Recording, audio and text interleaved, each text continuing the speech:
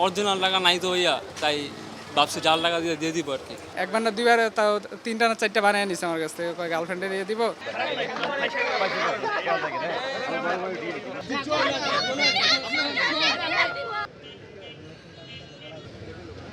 আপনাদের শর্ট হয়ে গেছে।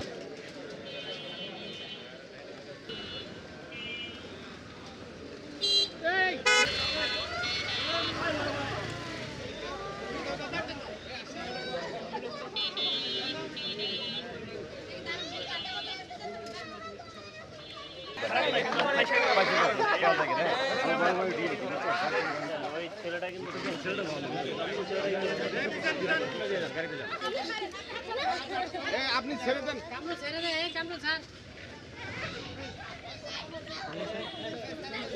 ছেড়ে দেন।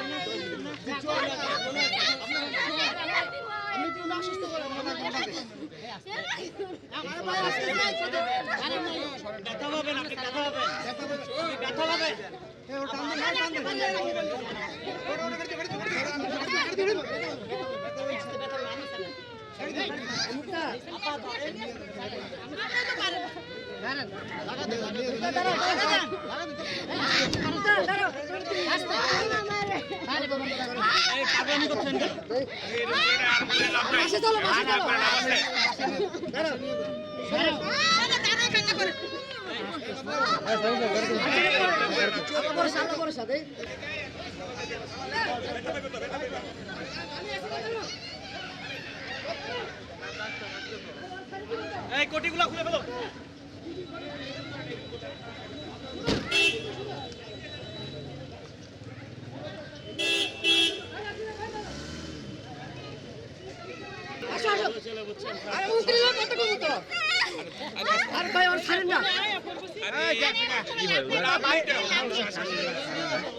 আমি এগুলো করি না, এগুলা উনি আমার বলছে, আমি এই জন্য বানিয়ে দিচ্ছি। আমি এগুলো করি না, আমি এমনি কাজ করি, কিন্তু এগুলো টাকা বানাই না আমি। উনি আমার কাছ থেকে মহল্লা পরিস্থিতি দেখে আমি বলছে গার্লফ্রেন্ডে নিয়ে দিবে নাকি, এই জন্য আমি সাবাইয়া দিচ্ছি, স্ক্যান করে প্রিন্ট করে দিচ্ছি। এর আগে একবার না দুইবার, তাও তিনটা না চারটা বানিয়ে নিছে আমার কাছ থেকে, গার্লফ্রেন্ডে দিয়ে দিব, এলাকা বানিয়ে নিছে আমার কাছ থেকে। আমি এগুলো করি না। এর আগে 20 টাকা, একবার 20 টাকা দিচ্ছে, একবার 40 টাকা, আরেকবার দিছিল 30 টাকা না কয় টাকা জানি, আর আজকে 200 টাকা দিচ্ছে।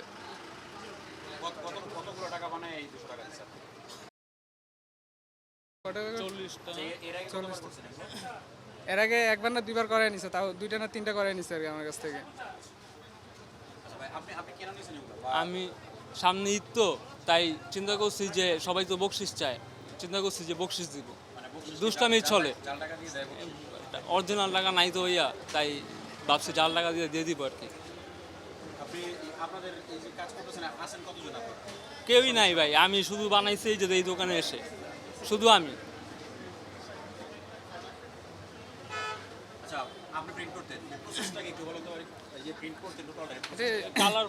স্ক্যান করে কালার প্রিন্ট দিয়ে দিতাম।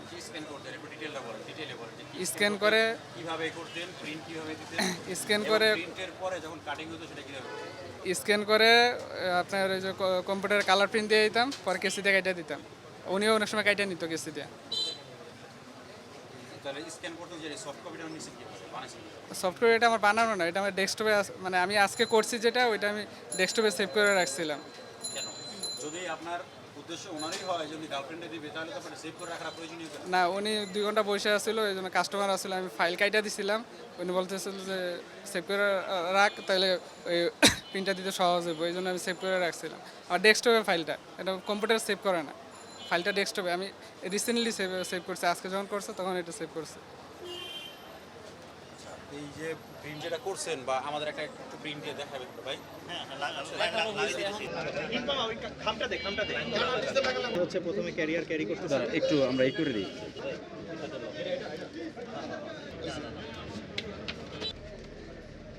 এত তার তো লাগবে না, যেটা লাগবে তো ব্যাপার মন চায়। এই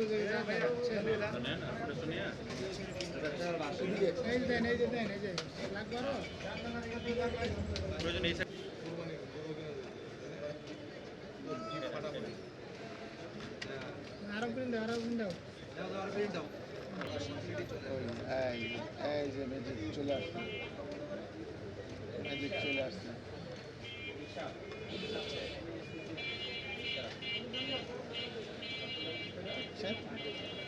এই গুপ্তধন বেড়ে গেছে। হ্যাঁ ক্লিয়ার।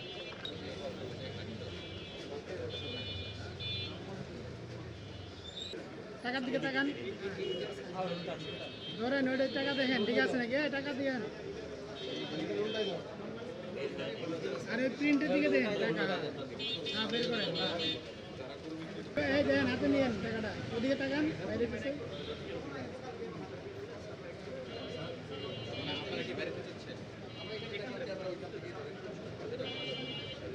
ওদিকে তাকান, আইতেছে আইতেছে, হ্যাঁ টাকাটা হাতে নেন,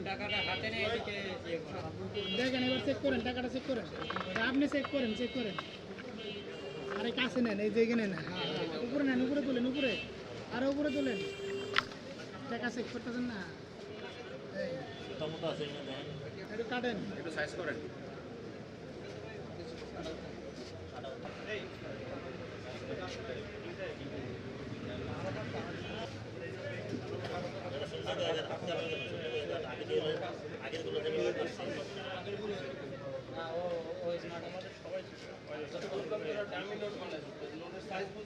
জি ধন্যবাদ আপনাকে।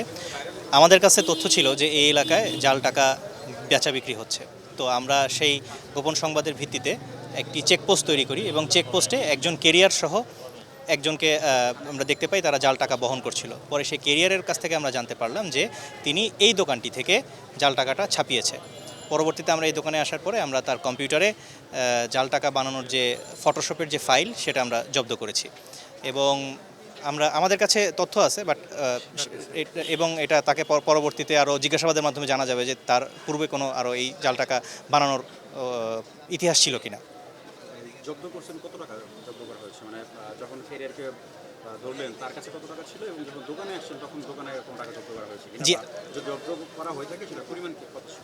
জি, আমরা টাকাটা এখনও রাবার ব্যান্ড করে রেখে দিয়েছি এবং তার কাছে আরও ছাপানো টাকা যেগুলো ছিল সে এখনও কাটা হয়নি, সেগুলোও আমরা কিছু রেখে দিয়েছি। আমরা এটা আপনাকে জানাতে পারবো পরবর্তীতে।